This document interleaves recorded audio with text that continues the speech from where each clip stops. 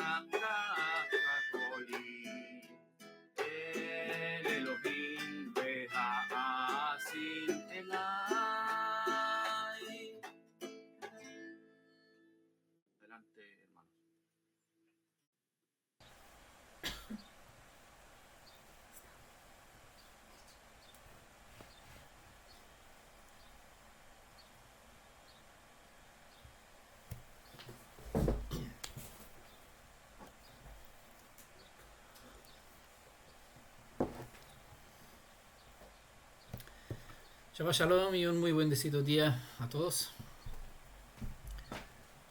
Sea alabado el nombre del Elohim de Israel por la inspiración, por la música, por este salmo y por la disposición de aquellos que disponen su voz para cantarle como es el salmo.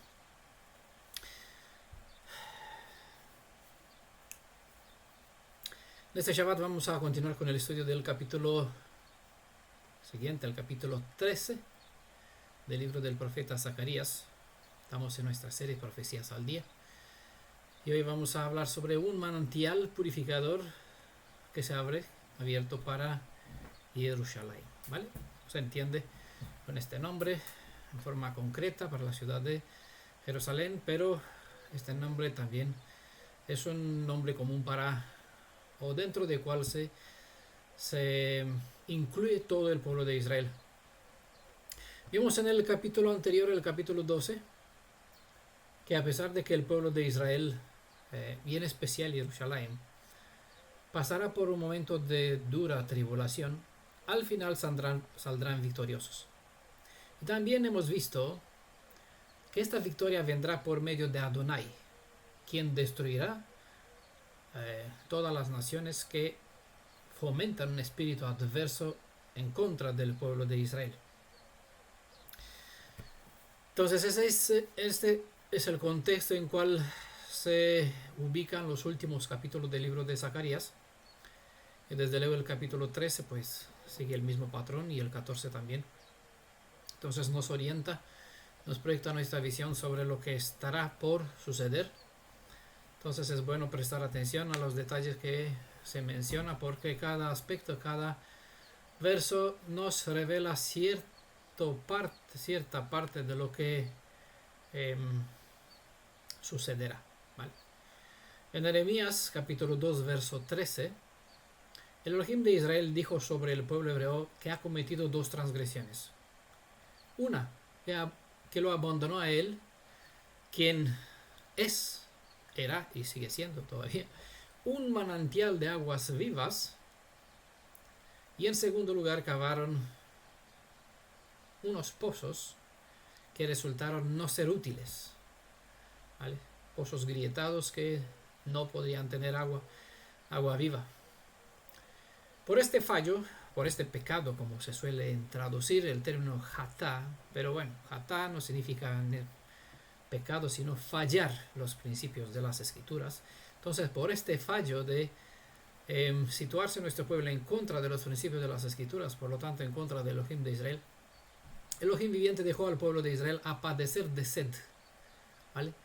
Para que así aprenda una lección de que el Elohim de Israel a él no se le puede asemejar a ninguna otra deidad, aunque todas las demás son falsas. Bueno, ese es el sentido de la expresión que está en Jeremías 2.13, que cavaron otros pozos, es decir, se abrieron, en lugar de seguir los principios de la Torá, a seguir, como vimos en los capítulos anteriores, a confiar, a buscar ayuda, socorro en otras deidades, invocando otros nombres, en otras personas, pueblos, naciones, poderes, que lo elevaron en lugar de Elohim a ser como Elohim, ¿vale? Por lo tanto, confiaron en el hombre, y también ese mismo sentido se eleva, se dirige a falsas enseñanzas, falsos conceptos donde la gente ha creado una otra Torah, ¿vale?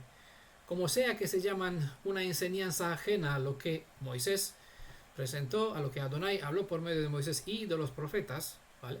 Entra en lo que se llama una Torah ajena, una Torah humana, Torah verbal, o como más instrucción a cual una persona está dispuesta a seguir, instrucción que no tiene que ver con las enseñanzas del Elohim de Israel, que obviamente está en lo que llamamos Biblia, ¿vale? El famoso salmo que siempre lo cito, el verso de donde viene también el nombre y la razón del título de esta comunidad, que tenemos esta lema en defensa de la verdad hebrea, ¿vale? Que está en el Salmo 16, verso 160. La suma de tu palabra es la emet, es decir, es la verdad. Entonces la verdad está, bueno, lo decía David, referente a lo que tenía en su mano, que era el rollo de la Torah, el rollo que Moisés escribió. Por encima tenemos los profetas, ¿vale? Porque se añadieron por encima. Entonces, lo que es verdad, lo que es camino a seguir, es lo que está en los libros de Moisés, lo que está atribuidos a Moisés, y lo que está en los libros de los profetas, ¿vale? Por extensión entendemos Tanaj, ¿vale? Entonces, incluso que nosotros aceptamos los escritos de los apóstoles, la fe hebrea está basada en lo que es Tanaj, ¿vale? Sobre todo, porque en la luz de esto siempre el pueblo de Israel puede guiarse en verdad y comprender aquello que los sucedió, que se escribió en los escritos de los apóstoles. Entonces son dos males que cometió Israel.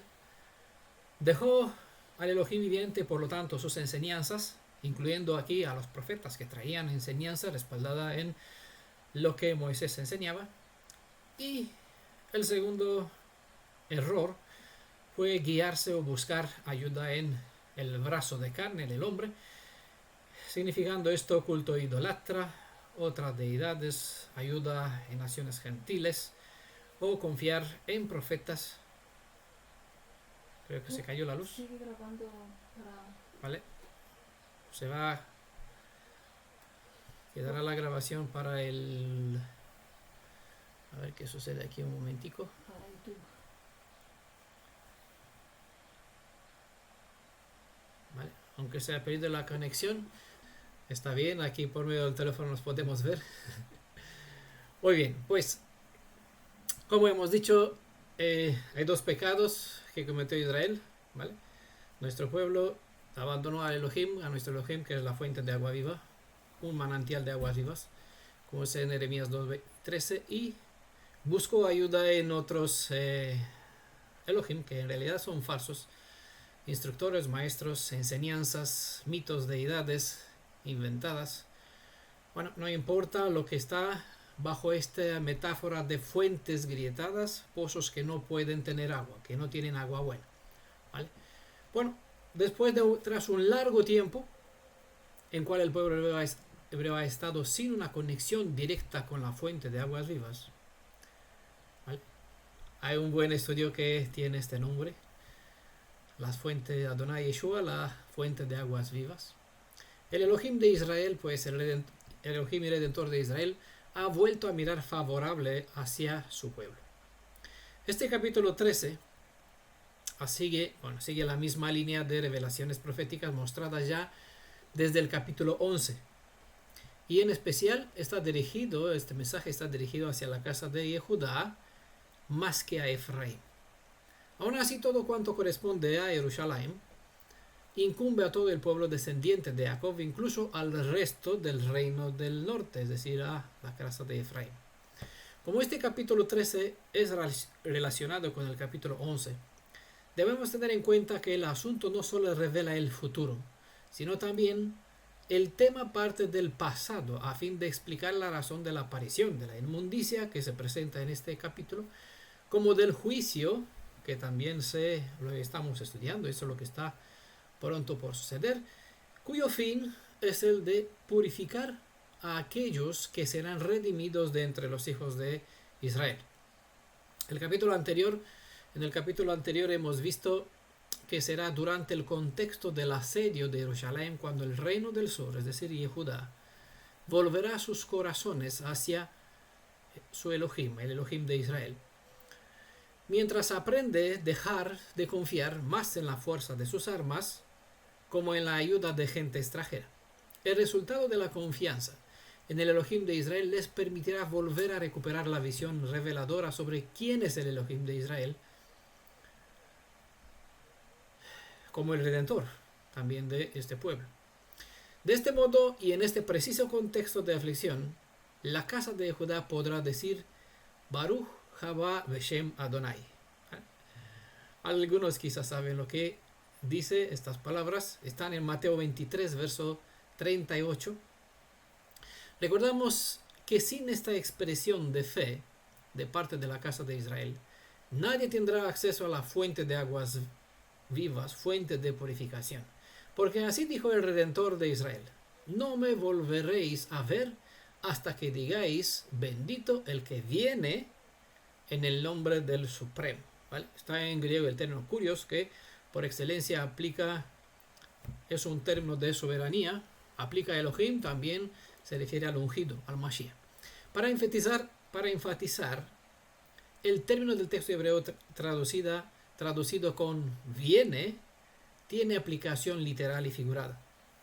En este contexto la aplicación es figurada y la revelación será manifestada mediante los actos de juicio como de liberación que el Elohim viviente mostrará tanto sobre los enemigos de Israel como sobre el mismo pueblo hebreo. También hemos estudiado, y lo seguiremos haciendo, que la única forma en cual una persona se puede acercar a la presencia del Elohim viviente es pasando por un proceso de purificación.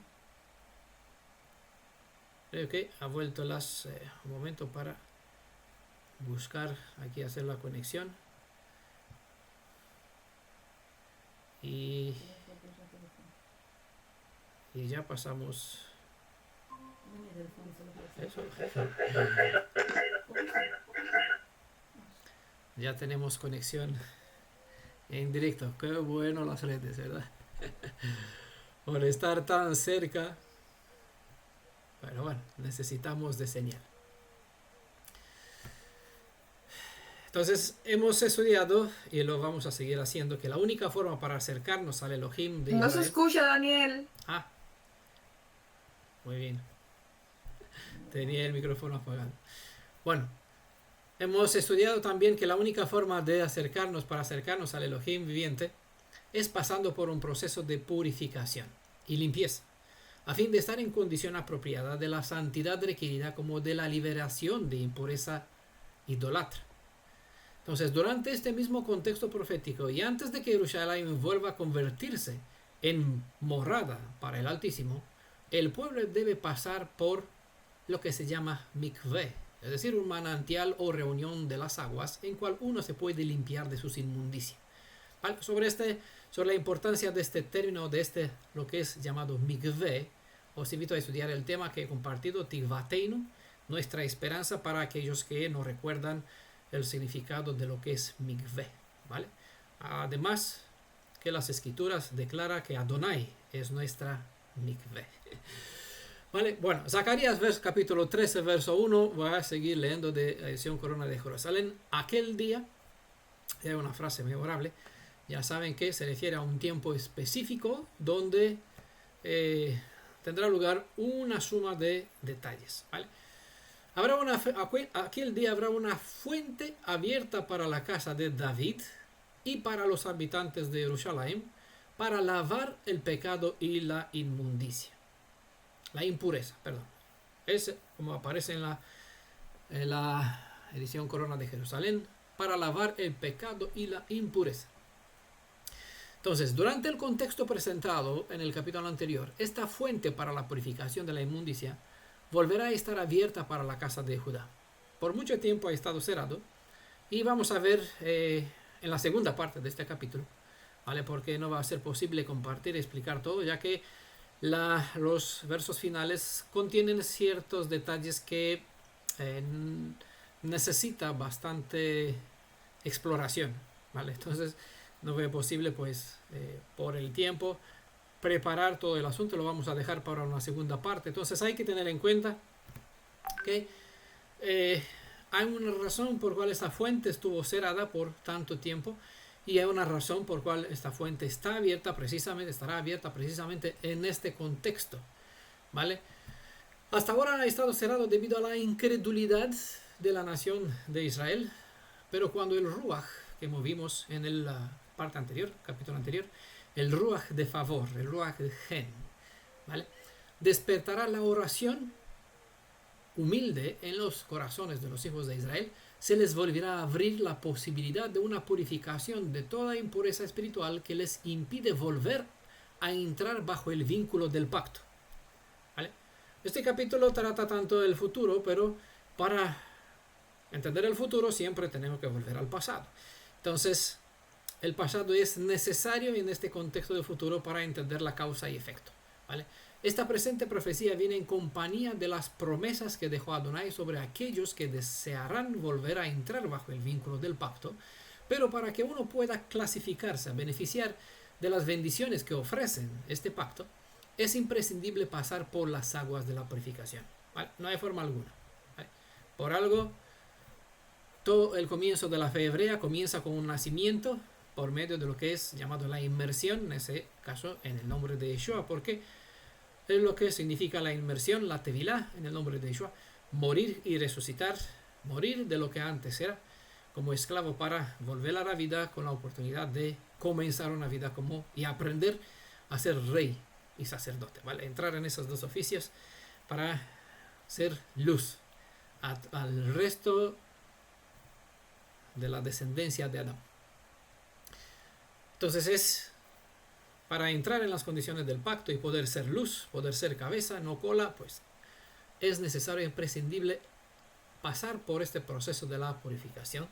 Ahora, ¿saben que es el deber de un sacerdote ocupar la posición del que efectúa el ritual de la limpieza sobre la persona que viene a purificarse de su impureza? Obviamente es la decisión de uno mismo, pero el que hace el procedimiento es el sacerdote, ¿vale? Según lo que se presenta en la Tanaj. Vimos tanto tiempo que hemos dedicado al libro de Levítico sobre la purificación de un metzorá, de un leproso, de una persona afectada con la tzarat. Vimos demasiadas veces la implicación de un sacerdote en todo este contexto. Entonces, la mención aquí de esta fuente pues implica la existencia, la presencia de un sacerdote, ¿vale? Entonces, este dato donde el sacerdote toma el lugar de la intercesión mashiánica es revelador, porque la cita que vamos a leer pone al Elohim de Israel en la posición del Mashiach. El Elohim de Israel dijo, está en Ezequiel 36, verso 20 a 30, ustedes lean todos esos versos. Yo solo voy a leer un verso de todo este contexto, donde el Elohim de Israel se sitúa en la posición del Mashiach. Es decir, si quiere ver quién es el Redentor de Israel, lo pueden ver aquí. Siempre y cuando comprenden las leyes de la purificación y la posición, lo que representa el sacerdote, podrán ver por qué el mismo Elohim de Israel no es otro que el Mashiach que está en los escritos de los apóstoles, ¿vale? Los rociaré con agua pura. Está hablando lo que en el Tanaj está bajo estas 4 consonantes Yod Hei Vav Hei para los que saben Jehová, como es la forma de vocalizar los 3 verbos Yihye, Haya, Bejové, que están aquí revelados en estas 4 consonantes. El que será, quien fue, quien es, el Elohim de Abraham, el Elohim de Isaac, el Elohim de nuestros padres, ¿vale? Es el mismo Elohim que dijo, los rociaré con agua pura y quedarán purificados, los purificaré de toda sus inmundicia y de todos sus inmundos ídolos, ¿vale? Para poder hacer este trabajo debe ocupar la posición de un sacerdote, porque eran lo que corresponde a un sacerdote hacer, ¿vale? Interceder a favor de una persona para así una persona que desea purificarse, ayudarle a cambiar su estado de impureza a un estado de pureza, para que así pueda acercarse al Elohim, ¿vale? El Elohim de Israel.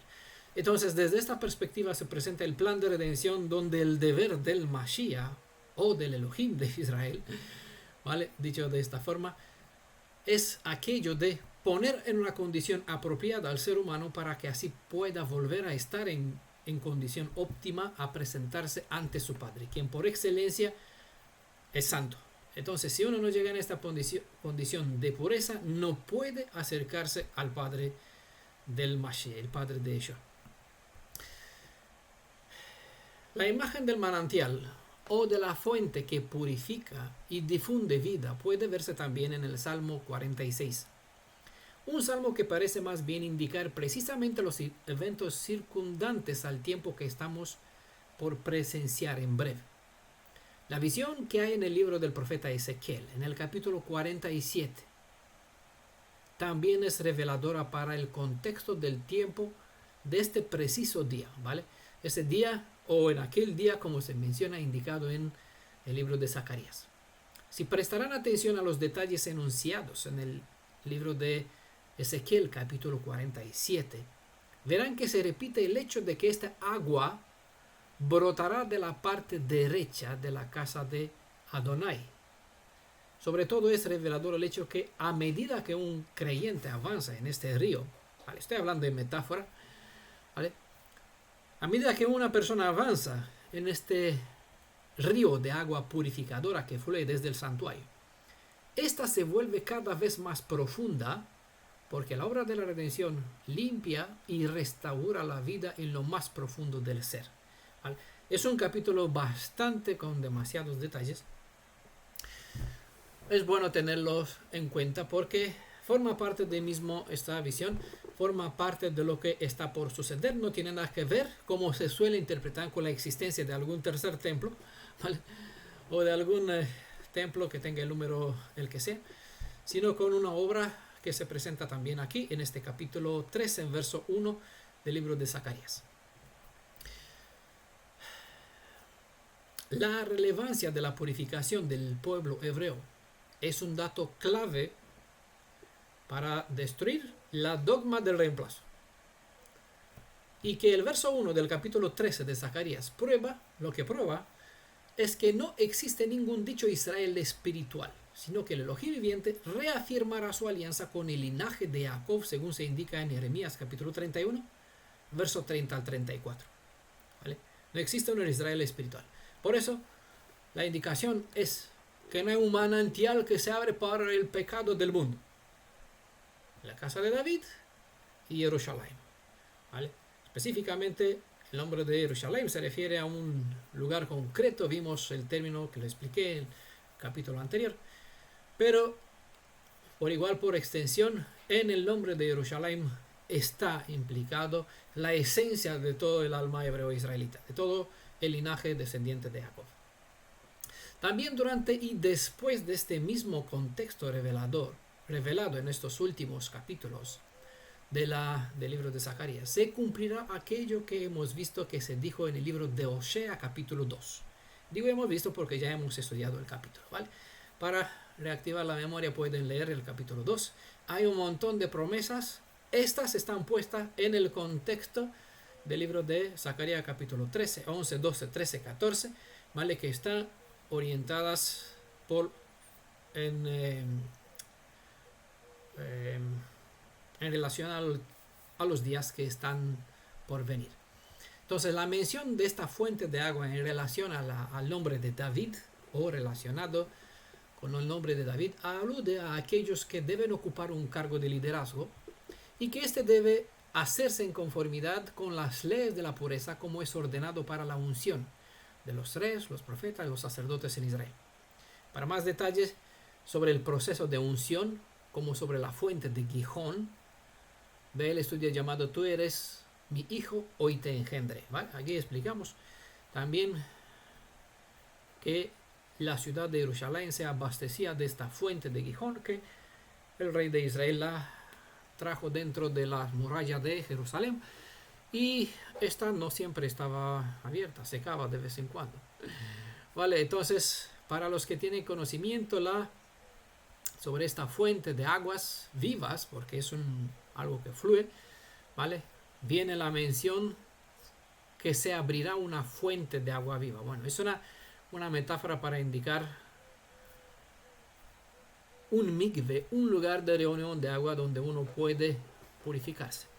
La fuente abierta para la casa de David es una alusión al liderazgo de Israel, quien promoviendo un culto religioso paralelo a la Torah, una religión donde el hombre ha sido coronado como objeto de adoración. Pues fue principalmente la culpa de este liderazgo que Israel llegó a vivir en una forma de fe que no es pura, sino impura. Esto sucedió porque los dirigentes de Israel adoptó a lo largo de los siglos de la influencia de las culturas en medio de cual han vivido y prácticas que, como valores también religiosos de las religiones gentiles, estas fueron enseñadas en Israel como si fue palabra de la Torah de Moisés. Es lo que están en los libros rabínicos. No por nada hemos mencionado al principio: me abandonaron a mí, 2 males, 2 fallos, cavaron otros pozos. ¿Vale? La cultura hebrea está ya bastante redundante en ese sentido, está ya dentro del judaísmo bastante claro que a lo largo de las épocas del tiempo, por los países por donde los judíos han estado diseminados, han adoptado de las creencias de ellos. Por eso ciertas enseñanzas y ciertos dichos de los escritos rabínicos deben entenderse dentro del contexto en cual ellos han vivido, ¿vale? Es decir, para entender a Maimónides o a Rambam, como es conocido, ¿vale? debe comprenderse sus escritos en la luz de la cultura musulmana y cristiana, porque él vivió en este tiempo, en este contexto. Entonces, muchos de sus dichos fuera del contexto político religioso de aquella época, cabe la posibilidad de que uno los mal comprenda. Entonces, para que uno entienda ciertos dichos, ciertas escrituras, para que no lo malinterpreta, porque hay bastante que malinterpretan sus escrituras, pues debe mirarlo desde la perspectiva de lo que creen el Islam, creen el cristianismo, y así puedan ver qué es lo que quiso decir de una forma equilibrada. Bueno, que la casa de David o los dirigentes que reclaman derechos sobre el pueblo de Israel, a ellos se les abrirá una fuente de purificación de la idolatría, significa que se les brindará una última oportunidad de menguar la imagen de sí mismo para hacer crecer la honra como la imagen del Elohim viviente, cuyos siervos se suponen que ellos deben ser, bueno, que ellos son, ¿vale? El manantial se utiliza en las escrituras para simbolizar el perdón de Adonai para su pueblo Israel. Nunca aparece en relación al mundo gentil, ¿vale? Hay derechos, siempre tenemos que recordarlo, para que no se entienda que es exclusivo con Israel, porque en Israel ha puesto un derecho para el resto del mundo, ¿vale? Entonces las demás naciones del mundo tienen derecho a beneficiar de lo que Israel tiene siempre y cuando entra en el pueblo de Israel. Entonces, si a Israel se dispuso, todo el que entra en Israel dispone, ¿vale? Con este concepto quiero dejar claro que el concepto noahida no existe en las escrituras, ¿vale? Que uno tiene que guardar las 7 leyes de Noah. Eso no está en la Torah, ¿vale? Por eso el judaísmo caraíta no hace caso al judaísmo rabbanita, que ha inventado, añadido leyes que no están en la Torah. Por lo tanto, este concepto noahida entra bajo este criterio de fuentes grietadas, algo que no es puro, es impuro, ¿vale? No es conforme a las escrituras, ¿vale? Las leyes para el gentil que desea entrar en Israel son claras y hay un proceso a través del cual se debe llevar, es lo que tenía que hacer el sacerdote, llevar a un gentil a el proceso de cómo incorporarse dentro de este pueblo. Es un camino que tomó Ruth, que era una gentil, no adoptó las leyes noahidas, sino que pasó a ser una hebrea israelita, tomando la Torá, el nombre del Elohim de Israel, el pueblo de Israel, la religión hebreo-israelita, para decirlo así, lo que está en la Torá, como suya, convirtiéndose en una hebrea israelita, ¿vale? Todo el mundo rabínico que tiene el concepto de que los conversos tienen que entrar o aferrarse al pueblo judío como noahida, tacha a Ruth de noahida. Y por lo tanto, como de Ruth descendió David es un noahida, no es un hebreo israelita. ¿Vale? Es un noahida. Entonces el rey de Israel era un noahida. Entonces el concepto pues ya pierde el sentido común y se dan cuenta que que no tiene sustento. Por lo tanto, una idea siempre hay que llevarla al extremo para ver cuánto aguanta. Si está edificada sobre lo que es Emet, sobre la suma de la palabra de Adonai, lo que está en la Torah, aguantará hasta el final y tendrá lógica y razón y respaldo. Si no es una creación, un invento del hombre, pues llevada al extremo, pues entonces tenemos que descalificar a David como rey de Israel, porque un noahida no puede reinar sobre Israel, ¿vale? Pero todos sabemos que la verdad es que Ruth pasó a ser un hebreo israelita, no solo fue una conversa, sino que fue considerada, según los principios de la Torah, como una nacida en casa, así como declara la Torah, aquel que se apega con alma y cuerpo, espíritu, toda esencia de su ser, al pueblo de Israel. El manantial se utiliza para simbolizar el perdón, ¿vale? En ese sentido, Isaías capítulo 12 es donde dice: sacaréis con gozo aguas de la fuente de la salvación. Y de aquí en Juan capítulo 4, específicamente el verso 14, Yeshua habla de sí mismo como fuente de agua viva, ¿vale? Una fuente que satisface por completo, ¿vale?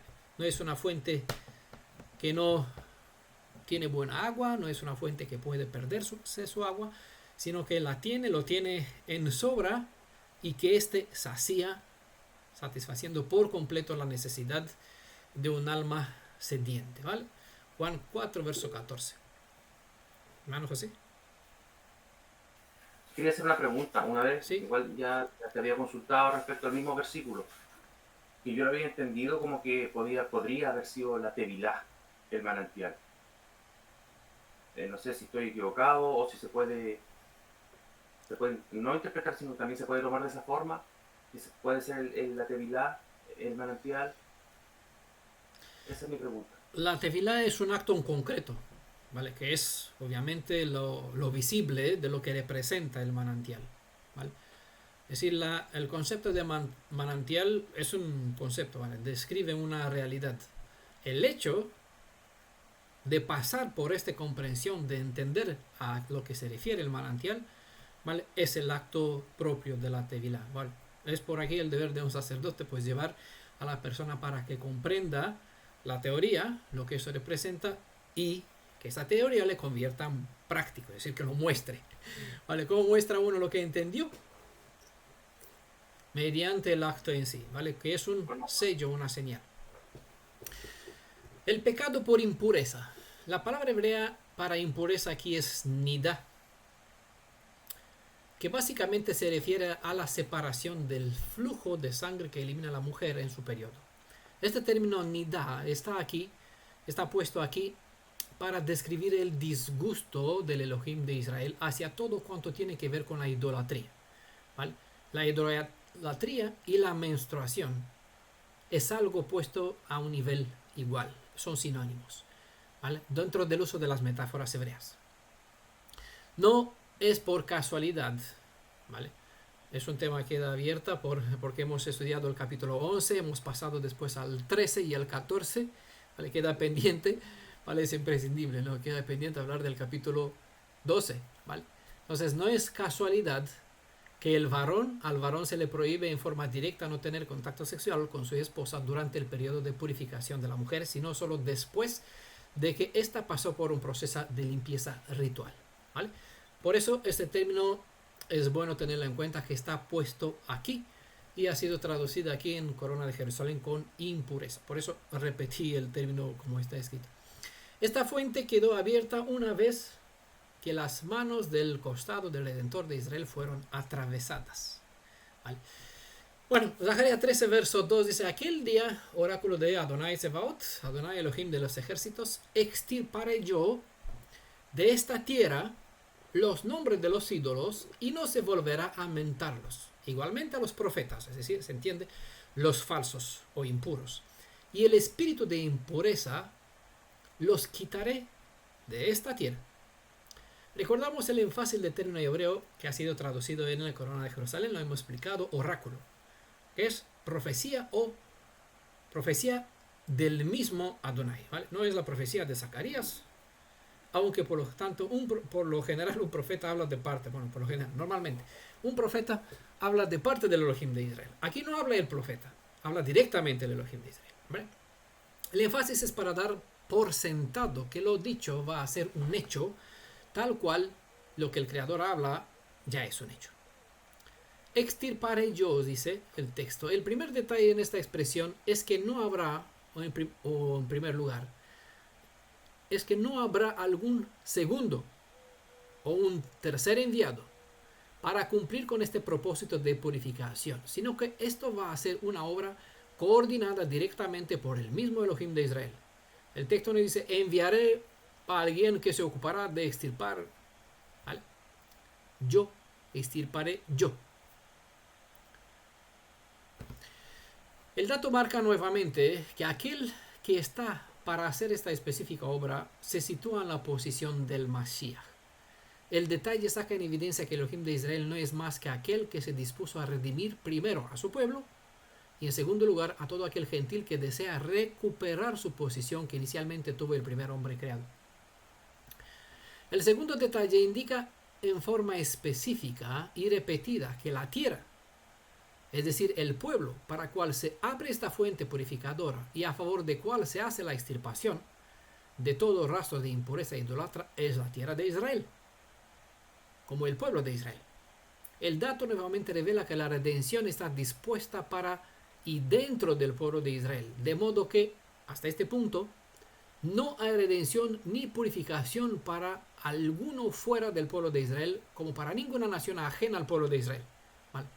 Esto encierra en condenación al resto de las naciones gentiles. ¿Vale? Es una afirmación que es bastante dura, pero bueno, se tiene que entender dentro de su contexto. Por eso siempre repetimos, hay derecho para ellos, siempre y cuando ellos siguen el camino que deben seguir. Pero nosotros como pueblo de Israel debemos entender la posición o el honor a cual se nos elevó a estar calificados y preparados para poder ayudar a los demás a entrar por este camino. Por lo tanto, como he dicho en estudios anteriores, hasta que no hay redención para Israel y que Israel ocupe su lugar que le corresponde, no hay redención para las demás naciones. Esto deja fuera del pueblo de Israel, deja fuera por completo al resto de los moradores en este planeta a ser redimidos. A su vez, el detalle deja entrever que todo aquel gentil que desea beneficiar de la redención y por lo tanto de la restauración, hacer lo posible o lo imposible para entrar en este pueblo hebreo, para así tener acceso a esta misma fuente dispuesta para la casa de Israel. ¿Vale? Toda prohibición, todo juicio abre una puerta donde o por medio de cual los demás pueden entrar. Es decir, si no hay fuera de Israel, no significa que están perdidos. Tienen esperanza dentro de esta misma limitación para que así, si entran aquí, pues tener esperanza, ¿vale? Tener redención. No sé si entienden la idea. No tienen nada afuera, pueden tener todo aquí, ¿vale? No significa que no tienen derecho. Pero tienen que seguir el camino marcado en las Escrituras y lo suyo es esforzarse para comprender. Si tienen dudas, problemas, ¿por qué hay tanto exclusivismo? Pues que haga lo posible o lo imposible para entender, porque todo lo que hace Adonai tiene y lo hace por razones. Para no repetirnos, pues voy a dejar el punto aquí. Por último, este verso declara que esta profecía está por cumplirse en breve, ya que hasta la fecha la idolatría en la tierra de Israel nunca ha sido extirpada, razón por cual es impropio llamar a la tierra controlada por el gobierno sionista Eretz Hakadosh, es decir, la tierra santa. Apenas después de estos acontecimientos, esta tierra se llamará santa. Pero en este contexto descrito aquí, no hay nada santo. En el actual Estado israelí hay un montón de cultos religiosos idólatras, inclusive el culto cristiano, para cual el gobierno del actual Estado eleva el arbolillo de Navidad en memoria del nacimiento de la mítica deidad Tamuz, hoy venerada bajo el nombre de Jesús. Nada más inmundo en una tierra actualmente llena de inmundicia. Pero la inmundicia está en su lugar en la tierra que es por igual inmunda. La visión presentó que la inmundicia será puesta en una efa, llevada de Israel lejos, en la tierra donde le pertenece la impureza, en Sinear, en Babilonia, ¿vale? Lejos de Israel para que espera ya hacia el tiempo de su juicio, ¿vale?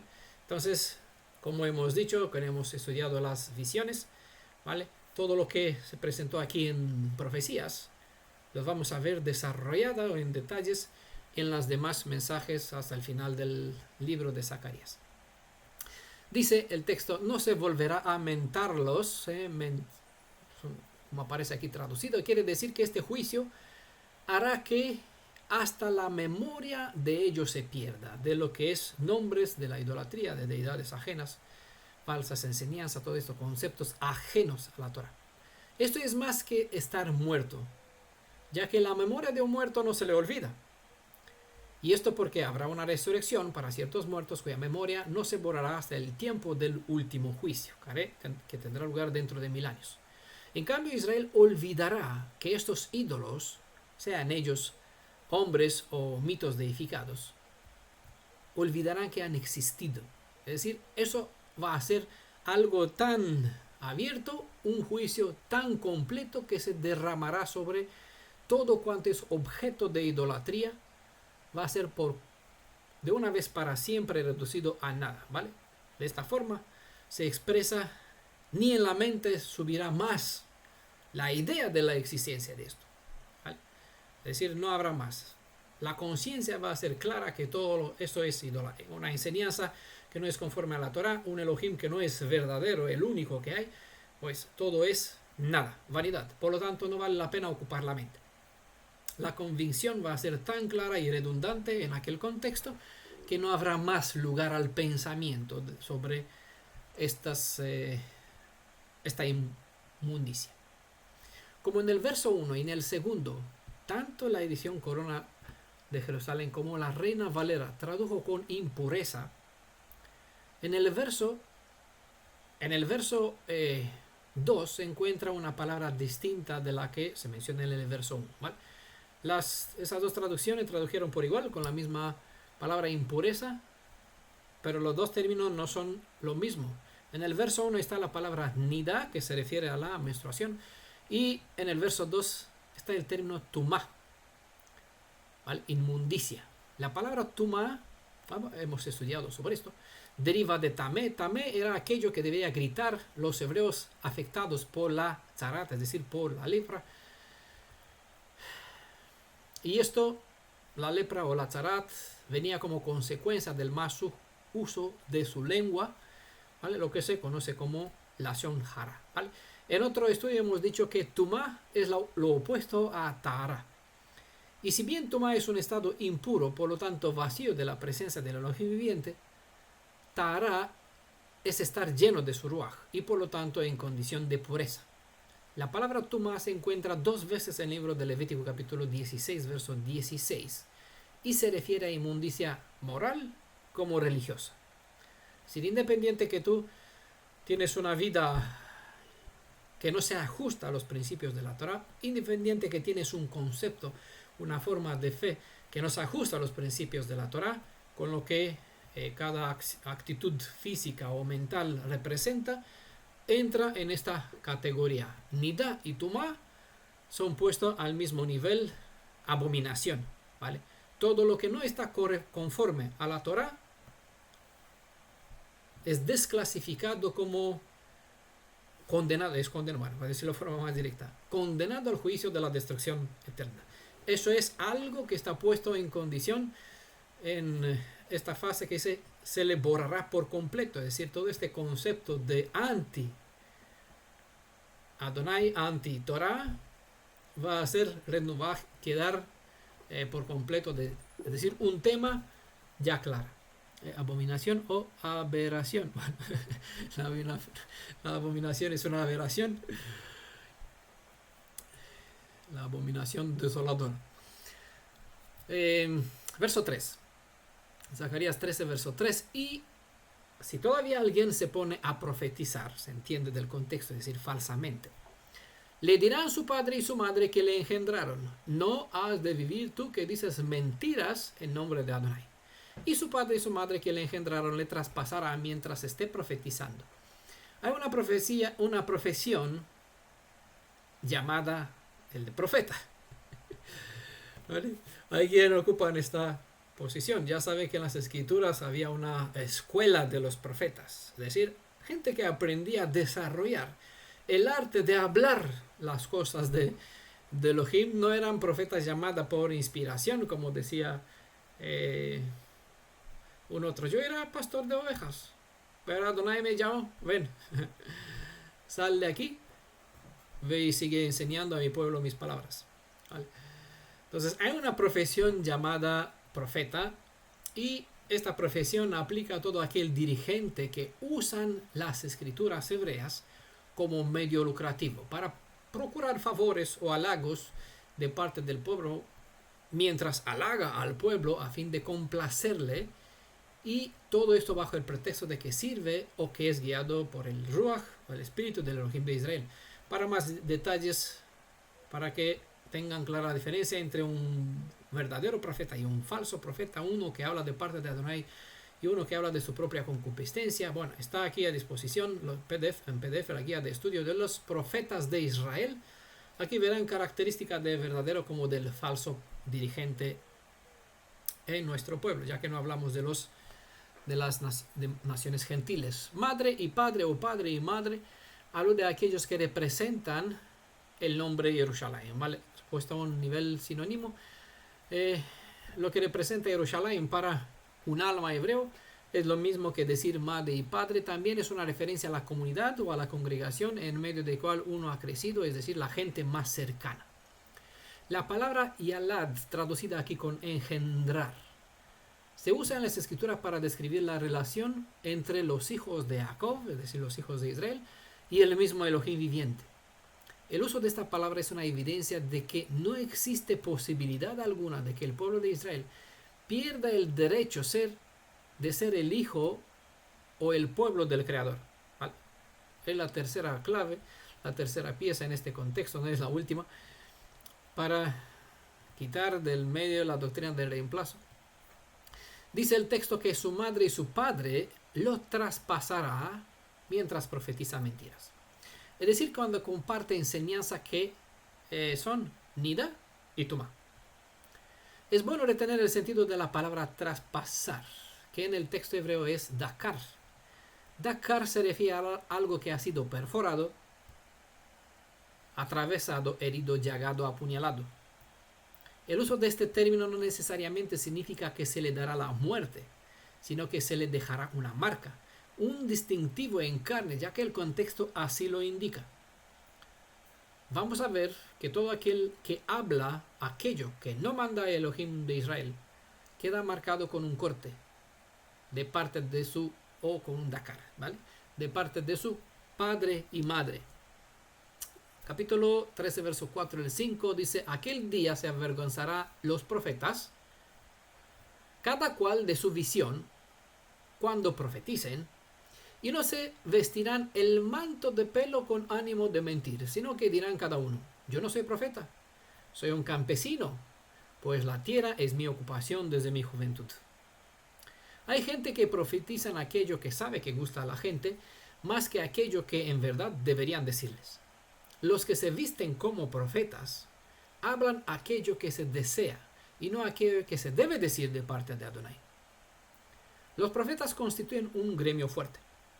Eran profetas de profesión, se formaban en escuela en el pasado y se sigue formando en escuela, y sus integrantes se les llama hijos de los profetas, es decir, los que participan en estas escuelas. Aunque en el día de hoy llevan otros nombres, el estilo y el propósito es el mismo. Hoy se llaman rabinos, moré, roé, otros términos. Los profetas, dice el texto, no se vestirán el manto. Aderet sear, dice en hebreo, es una prenda de vestir, un manto o una capa que se coloca sobre los hombros del varón con el fin de mostrar que una persona era profeta. Hoy llamamos esta prenda talit. Y a esta prenda de vestir la usan también los falsos judíos. Tal cual los falsos profetas vestían un manto de lana de cabra para aludirles que el espíritu de Elías estaba sobre ellos como lo estuvo sobre su discípulo Eliseo. Este aderet sear, la prenda o el manto judío llamado talit, es vestido por los mesiánicos.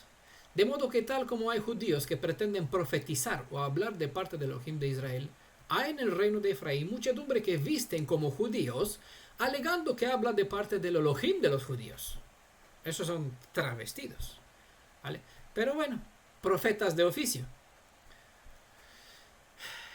No por nada decía Yeshua, vendrá mucho en mi nombre. ¿En qué nombre? ¿En nombre de Yeshua? No, sino el que ocupa él. ¿Vale? Y dirán, ¿qué dirán? ¿Yo soy Yeshua? No, dirá, yo soy el ungido. Es decir, yo soy Mashiach. Y engañarán a muchos. Entonces, aquí abren el internet y ven un montón de gente que dice que son Mashiach. Vale, en realidad, ungido. Cuando yo soy representante del judaísmo, de Israel, de Jerusalén. Bueno, y pasa, título, doctor de... Recientemente escuché a un famoso maestro que es judío de nacimiento, es doctor, no voy a decir su nombre, pero me hizo gracia que como conocedor de las escrituras y de muchos términos que yo no los desconozco, hay muchas enseñanzas, comparte precisamente este capítulo y lo que le escuché, pues una visión totalmente cristiano-mesiánica. Dice, bueno, decepcionante. ¿Vale? Mejor escuchar a un judío rabínico ultra ortodoxo que hace más sentido cuando explica un texto de las escrituras que un rabino doctor, igual judío, ¿vale? Que presenta desde la perspectiva cristiana las escrituras. Mantos y mantos, aderet ser, ¿vale? Un oficio. No vestirá más, dice, para mentir. Es decir, para decir palabras que no tienen sustento en las declaraciones o las aseveraciones del Elohim viviente, sino que son inventos como ilusiones falsas, sueños baratos, emociones que venden a aquellos que buscan una fe superficial basada en aquello que les gusta oír. Eso significa que harán teshuvah, ¿vale? Al reconocer lo que se indica en este texto. Al reconocer que no son profetas. O al menos así lo comprendo. O yo lo procuro. Hay una versión negativa de este verso. Yo procuraré explicar este verso en una visión positiva, ¿vale? Por eso digo que el texto a mí me da a entender, y yo quiero entenderlo, y creo que va así, que en este contexto que estará por venir, muchos que son hebreos israelitas, aunque visten una prenda para decir que son inspirados, reconocerán que su actitud fue necia, fue tumá, es decir, vacía de Elohim, llena de ellos mismos, por el afán de ser ellos, yo el doctor, que profesor en hebreo, director del centro misionero no sé cuál, judíos para Cristo, colmo. Lastimosamente hay muchos ministerios de cristianos que usan ahora muchas palabras y aprenden hebreos, y sus dirigentes son ya clasificados como rabinos, que ganan a judíos para Jesús. Eso es abominable. Entonces, este verso pues significa que muchos de estos que visten esta aderet ser, esta prenda típica para ilustrar, soy una persona con autoridad, se sienta en la silla de Moisés, como decir, represento el liderazgo que está representando por el nombre de David, o la casa de David. Pues reconocerán que no son profetas. Eso es, se entiende que al hacer este testimonio es una forma de expresar una teshuvah, una volver en humildad, sino más bien declaran que son cuidadores de la tierra. Eso es campesinos, cosa que significa gente normal y sencilla. Eso es un gran golpe para el yo, para que uno de una posición académica pase a decir, no sé, más que un simple hermano, una simple oveja en este gran pueblo, ¿vale? En este contexto se traduce con trabajador en el campo. A su vez, expresión como trabajar el campo tiene el sentido de mostrar la humildad de una persona que se dispone en la condición de un siervo para obrar en las tareas dictadas por su amo. ¿Vale? Cuando una persona se sitúa en esta posición, inclina la balanza al revés. En lugar de presentarse su posición, mira, yo soy el profeta, ¿vale? Se ensalza al Elohim de Israel, quien es el amo, a cual él sirve como un simple siervo. Zacarías 13, verso 6. Y si alguien le dice, ¿y estas heridas? Está el término en hebreo meca, que en realidad se traduce con golpe. Y estos golpes, o esta meca, esa herida que hay entre tus manos, responderá, las he recibido nekaj, ¿vale? Una palabra semejante, es decir, los golpes. En casa las he recibido, en casa de mis amigos.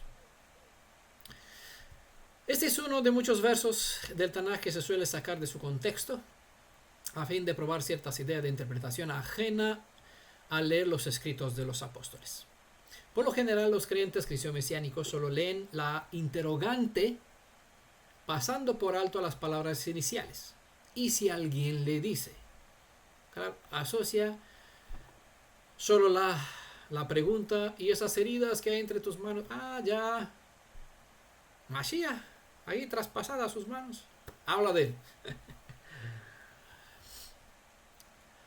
La pregunta está hecha a aquel que se vistió con Aderet Sear para hablar palabras de su propia concupiscencia. A pesar de que la humillación hizo que se dará en aquel contexto, aquí no se describe el cómo, cuándo y de qué manera, solo se marca el patrón, plantea la idea. Va a ser humillado. ¿Cómo? Pues hay otro verso por aquí, otra visión que explica cómo y de qué forma. Aquí se dice que estos que se visten de esta forma para decir yo soy profeta y que por lo tanto que sean honrados o que sean escuchados por lo que ellos reclaman ser, no por la verdad que tienen, sino por lo que representan, lo que quieren decir que son. Me tienen que hacer caso porque yo soy profeta. Mira aquí el manto que yo he visto. ¿No te das cuenta que estás hablando con una persona con peso? ¿Vale? Entonces hay que hacer caso al peso, no a las palabras.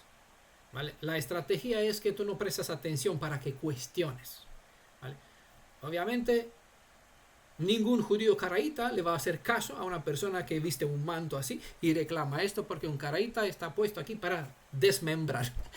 Todo el texto, a ver, ¿qué? ¿Por qué? ¿Cuándo? ¿Cómo? ¿Y de qué? No. Es decir, con una persona que cuestiona y pone una interrogante a todo, pues no es muy agradable hablar porque parece que todo cuestiona, parece aquí que está en contra. Por eso se dice que donde hay dos judíos hay cuatro ideas. Dos judíos verdaderos que estudian las escrituras. Vale, porque aquí dan vuelta al asunto, procurar sacar el mejor provecho de las cosas. Pero cuando te encuentras con una persona que viste un Aderet Sear, es decir, como un talit, dice, a ver, yo tengo la visión, tengo el espíritu del Ruach. ¿Con quién crees que estás hablando? Aquí no hay posibilidad de discutir, de debatir. Menos mal que aquí no vestimos nada, solo una camiseta, que es normal. Y todos somos gente normal y común, trabajadores del campo, ¿vale? Entonces, no mostramos ciertos señales que vamos a ver que trata de a qué se refiere estas heridas o estas mecas, golpes.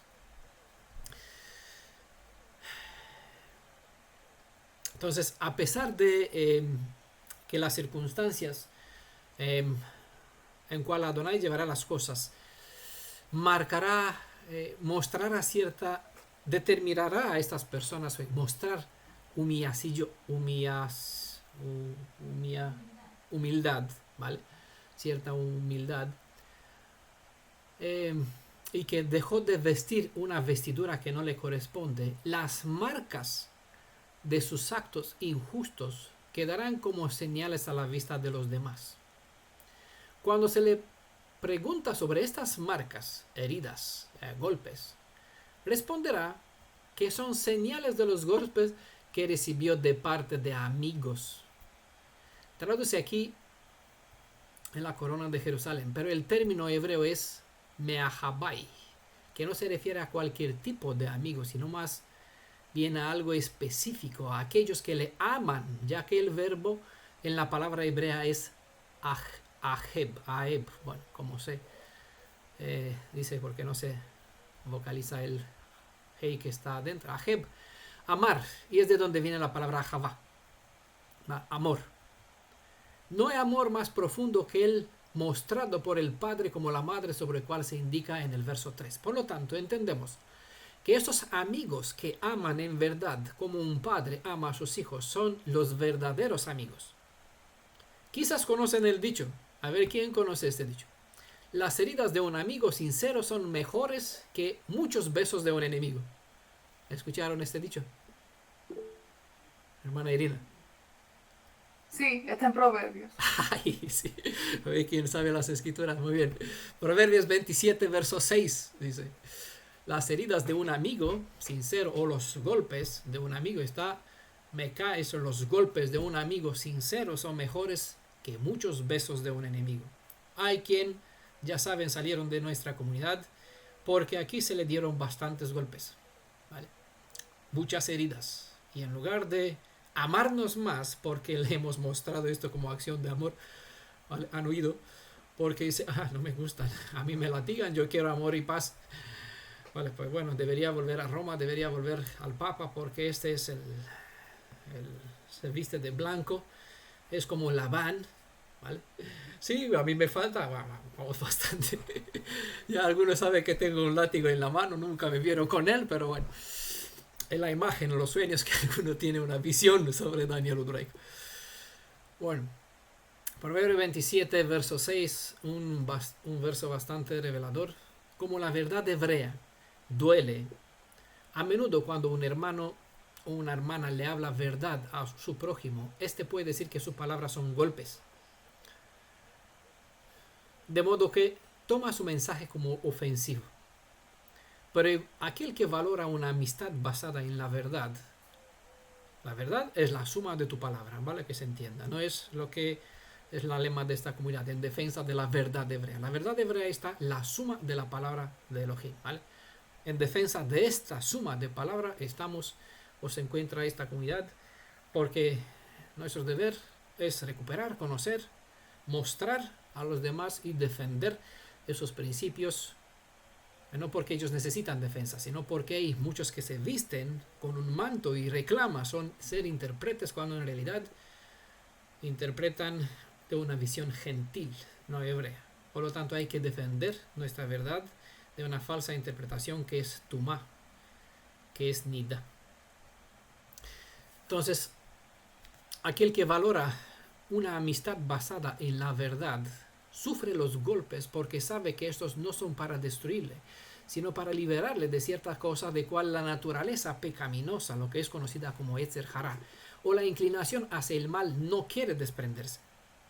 Los golpes marcan señales de las cicatrices o de las heridas que aquellos eran aquellos que los profetas de Baal se infringieron para demostrar su lealtad a esta deidad ajena. Irina. Sí, Daniel, rapidito, recordando que estás recordando un salmo que dice que el justo me castigue será un excelente bálsamo que no me herirá la cabeza. Tiene que ver con eso. Gracias. Si encuentra el salmo, déjalo aquí en la nota para que así todos los demás sea la cita así. El hombre que llevaba tales heridas era tachado como profeta por el mero distintivo. Era un distintivo. Entonces, si veían las marcas, le dicen, eres profeta, como decía sobre Kefas. Tu palabra te delata. Yo no conozco a este. Tu palabra te delata que eres seguidor suyo. Eres de Galilea. Y se maldijo que no lo conoce. Por eso, hay cierto distintivo como es el habla, la forma de expresarse, que clasifica a uno como seguidor de algo. Salmo 141, verso 5. ¿Vale? Muy buena cita. Es bueno para entender.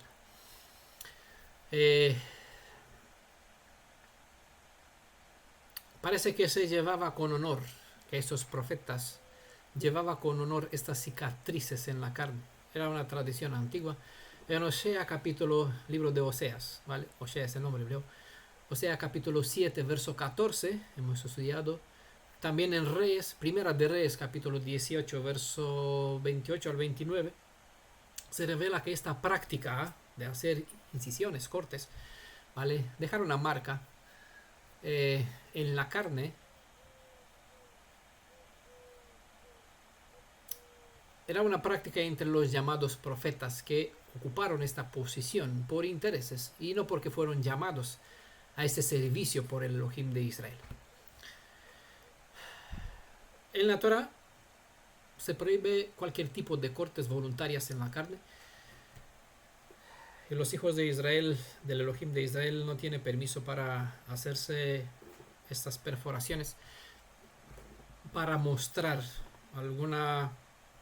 un duelo o que es siervo, que es profeta de alguna deidad. O, bueno, Levítico 19, verso 28, por ejemplo, está en la Torah. Durante este contexto, revelado en el libro de Zacarías, aquellos que hasta ahora se presentaban como profetas preferían ser considerados como labradores de campo. Esto cuando por fin reconocieran que lo único que han hecho, reconocerán que lo único que han hecho no fue otra cosa que ser simples servidores dentro del campo de los labradores. Eso es sentarse, por eso yo lo tomo aquí en sentido positivo como una teshuvah, donde uno ha vuelto a ponerse en la posición de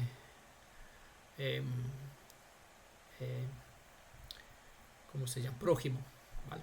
De hermano. Pero como tendrán unas cicatrices que les traicionarán como profetas, sí. Como tendrán unas cicatrices que los traicionarán como profetas, o que fueron profetas, cuando se les dirán, ¿qué heridas son estas que llevas entre tus manos? Contestará que son consecuencias de una reyerta que han tenido entre amigos. Son las que recibí en la casa de mis amigos. Hoy vivimos en un contexto donde hay una plaga de gente que alega tener revelaciones, palabras y mensajes proféticos de parte del cielo. Pero todo esto desaparecerá por medio de lo que es llamado, de lo que será Mitzrayim, es decir, estrechez, un lugar de aprieto donde uno se sentirá cautivo en el contexto donde cuando Jerusalén va a entrar en este Mizraim. Mizraim es un término que viene de un estado donde uno se siente cercado como dentro de una prisión, ¿vale? Y es menester que el pueblo hebreo pase por medio de este Mizraim, de este estrechez que describe el capítulo anterior y lo vamos a ver en el capítulo siguiente. Vamos a parar aquí y vamos a continuar el Shabbat siguiente a partir del verso 7 para terminar este capítulo, ¿vale? Shalom a todos, nos vemos el siguiente Shabbat. Bueno, la comunidad nos vamos a ver mañana y aquí vamos a quedarnos un tiempo más si hay alguna pregunta en ese sentido o comentario. Pero para el resto de la comunidad y los que nos escuchan por YouTube, pues Shalom, Shabbat Tov.